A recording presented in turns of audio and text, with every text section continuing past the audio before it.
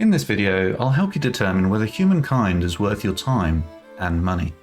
Whether you're an experienced 4X gamer, or you don't really know what 4X means, this will be a detailed yet concise review of the various aspects of the game to help you come to an informed decision. I promise this won't be too numbery, and I'll do my best to avoid strategy jargon.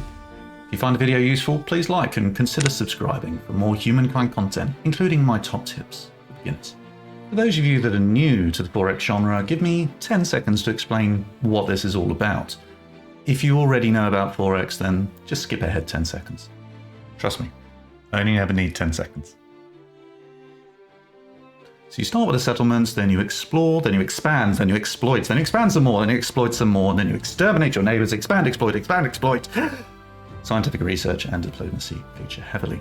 Before you know it, it's 4 AM, you've got to be up in 3 hours, but it was worth it. That's basically it.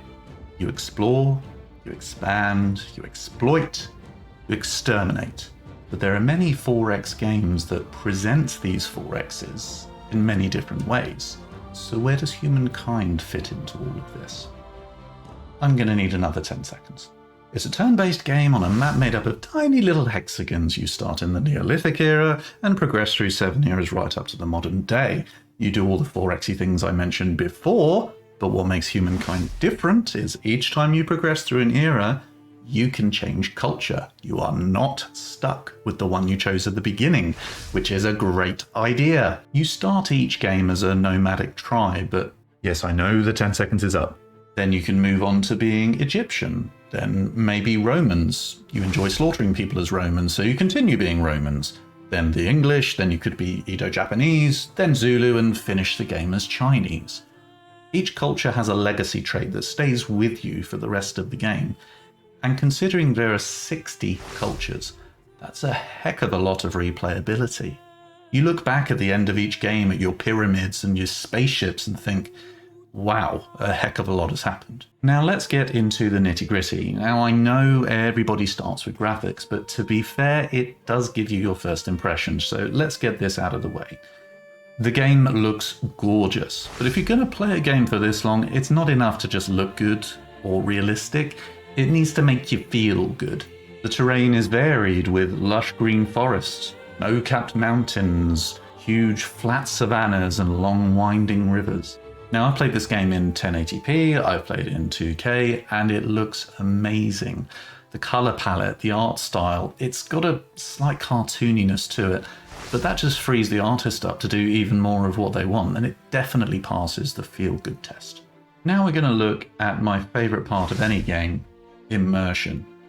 Now, I'm going to break this down into two different types. You've got visual immersion, which in a game like this, it's going to be things like how far can you zoom in and what are the camera controls like.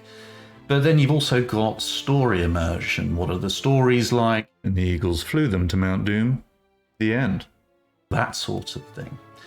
There are miniature stories that pop up throughout the game, and they're okay, but they lack depth when compared to other 4X titles. When it tells you the reward for each choice presented to you, you can just end up looking at what are you going to give me if I choose this, A, B, or C, and give up caring about the actual story. And then going back to visual immersion, there's a little bit of rotation in the camera, but not much, and there's a tiny bit of zoom, but I wish you could zoom in more, which is ultimately a compliment because the game looks amazing, and you can see all the little people in caravans running around and chase them around with the cursor of your mouse into the jaws of a lion. It's great being a god. I'm going to have a whole section dedicated to music and sound effects later on, but something I have to mention at this point is I really love the voice of the narrator guy. Across the world, nascent societies are taking a deep breath, looking across the landscape and preparing for greatness. From a storytelling immersion point of view, he's just great. I'm sure they chose him for his velvety tones, and he just really helps get you into the story. One final note on immersion though, and it's going back to the fact that you can change cultures each time you go up an era. From a storytelling immersion point of view, it's a little bit of a negative, you know, going from being Mongols in one era to being Venetian in the next, kind of breaks the immersion slightly.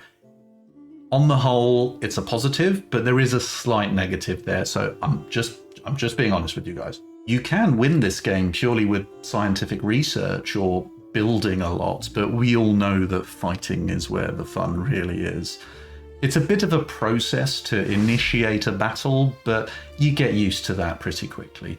The sound effects when you're fighting, I think, are absolutely amazing. You've got your guys with their shields about to deflect a volley of arrows, and they all go, sounds a lot better with a bunch of them doing it. Just me, it doesn't sound that great. Each culture does have a unique unit, but I feel like they've left themselves a lot of room to expand when it comes to unique units.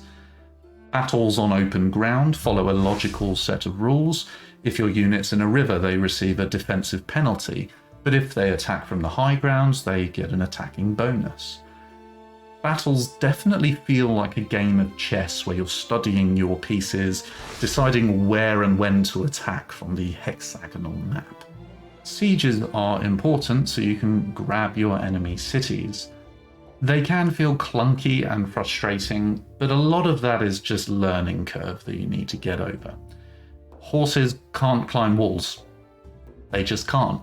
But infantry could conceivably climb a ladder. So it kind of makes sense when you see them run through a wall to bonk the enemy on the head with their sword and run back through the wall. Ranged units, you need to learn what they can hit and from where to stop your own units getting in the way. But again, that's just learning curve. The music for battles is a bit repetitive. I wish they would expand that a little bit. Ultimately, it all comes down to them balancing realism versus fun. And I think they've done a really good job. Combat is fun, but I do hope that they tweak it going forward and learn a few lessons. Now we get to the really fun part, the music. In Humankind, it's amazing. It's beautiful. Each culture has its own music, so there's always something new on the horizon. Now I know not everyone cares about the music. Some people might even mute the soundtrack. Uncultured swines. But to me, it's a really big deal. In fact, which is your favourite game soundtrack? Humankind, The Witcher 3, Halo, Stellaris, Hearts of Iron 4? Sorry, I'm getting carried away, but comment below.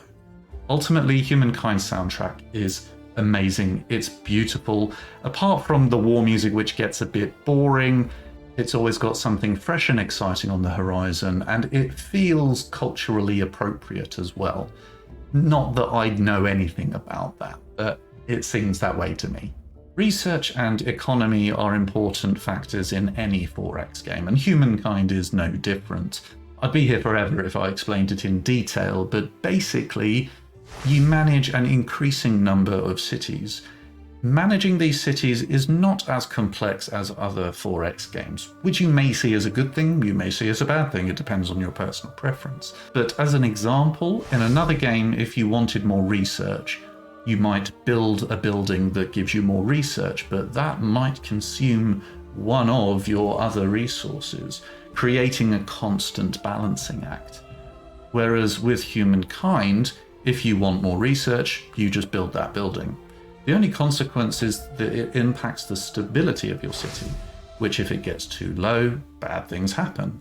But then you just build buildings that specifically increase stability, and so the cycle continues. It's a fun system that is a challenge, but without feeling like you need a PhD from Harvard to do it. I do at times wish it was more challenging, but I'll go into more detail on that later in the video.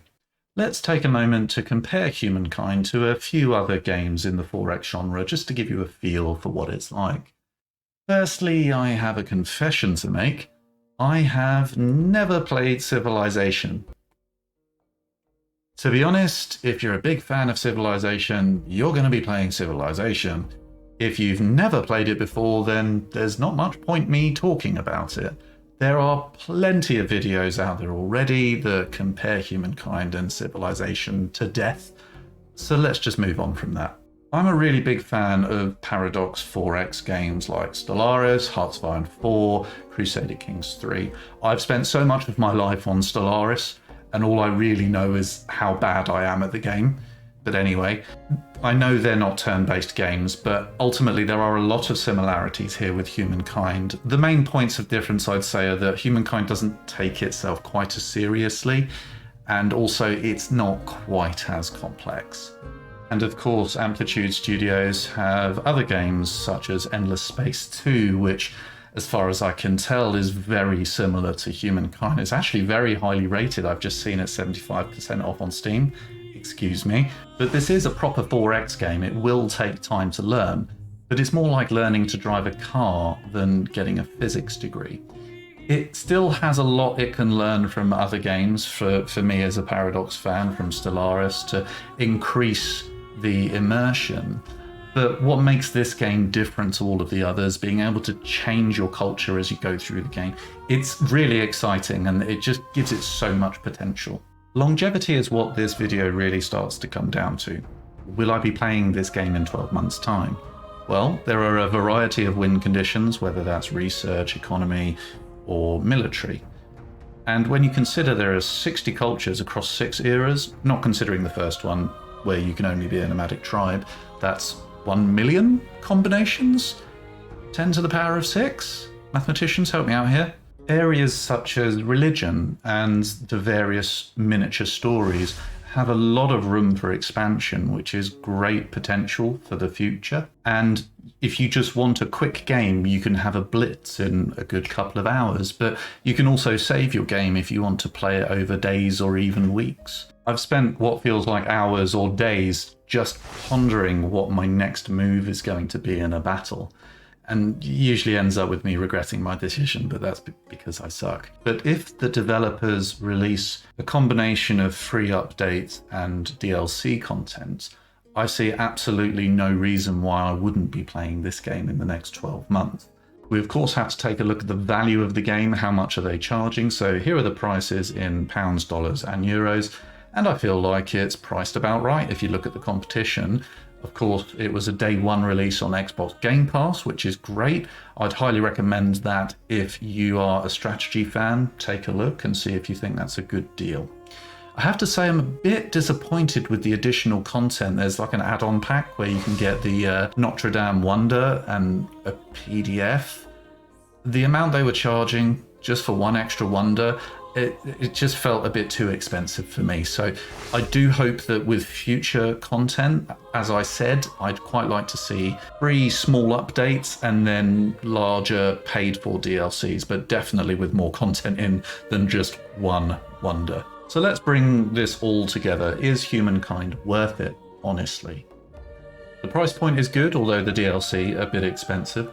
If you enjoy strategy games, there's a good chance you will enjoy this game.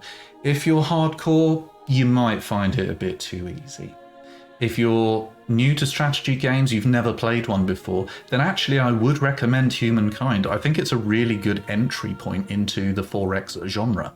There are a lot of different opinions out there, but most would agree that Humankind has solid foundations. It just needs to be tweaked to fulfill its potential that really is there.